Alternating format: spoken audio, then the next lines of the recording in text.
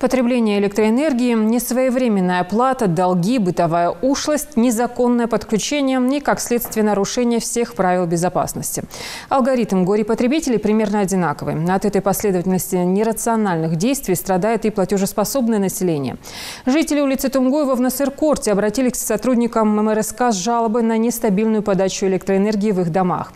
Там накануне компетентные органы провели рейд. Все подробности у Микаила Тангиева. Сотрудники МРСК «Ингушэнерго» проводят очередной рейд по выявлению незаконных подключений к линиям электропередач, а также проверяют наличие задолженности у потребителей электроэнергии.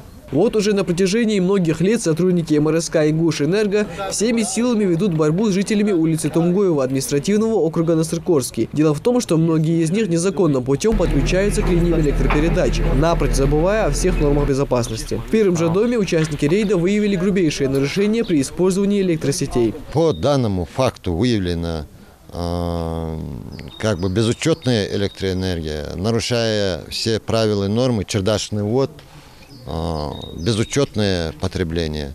Также мы видим кабель сверху, трехфазное подключение, неправильная эксплуатация, что и сказывается на характер плохого качества электроэнергии соседям. Нарушение стабильной работы электролинии может повлечь за собой перегрузку трансформатора. Сотрудники МРСК решают тут же крайними методами закрыть вопрос и отрезают нарушителей от линии электропередач. Также оказалось, что хозяева дома не погасили задолженность за потребляемую электроэнергию в крупном размере. Полностью оплатить у них не было возможности, в связи с чем была взыскана часть суммы долга. А вот владелец дома напротив всегда старается вовремя оплачивать за свет и призывает к этому других. Как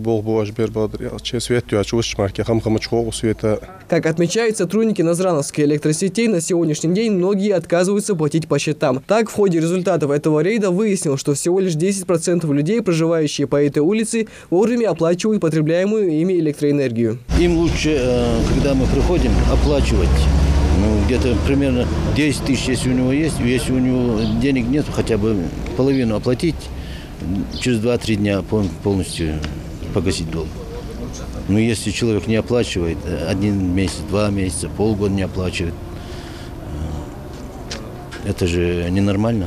Одним отключением от сетей за незаконное потребление электроэнергии дело не обойдется. Нарушителям придется отвечать по всей строгости закона. И вначале будет составлен административный акт, после которого они будут уведомлены о соответствующем нарушении с требованием оплатить задолженность в течение 10 дней. Если за этот период они не оплачивают, нам приходится подготовить материал и передать в суд.